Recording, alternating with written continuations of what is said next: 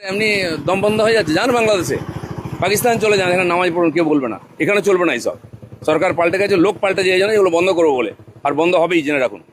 সংখ্যালঘু নেতৃত্বের একটা বড় অংশ অভিযোগ করছে যে রাস্তা আটকানো হবে এই দোহাই দিয়ে রেড রোডে এবার ঈদের নামাজ পড়তে দেওয়া হলো না, অথচ মাননীয় প্রধানমন্ত্রী নরেন্দ্র মোদী ৪৫ মিনিট আগামী রবিবার রেড রোডেই যোগা করবেন, তার জন্য ৮টা রাস্তা বন্ধ। ওরা বলছে এটা দ্বিচারিতার রাজনীতি চলছে। প্রাইম মিনিস্টার এলে তো সব রাস্তাই বন্ধ হয়, খালি রেড রোড কেন? উনি যেখানে যাবেন সেখানে বন্ধ হবে।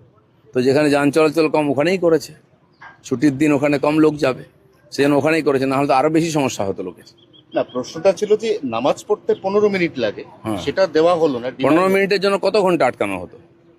আর ওনারা কে? হরিদাস পাল, তাদের জন্য রাস্তা আটকানো হবে? প্রাইম মিনিস্টারের জন্য আটকাবে, চিফ মিনিস্টারের জন্য আটকাবে? এটা ঠিকই আছে, বছরে তো একবার উনি আসছেন, কত বছর পরে আসছেন?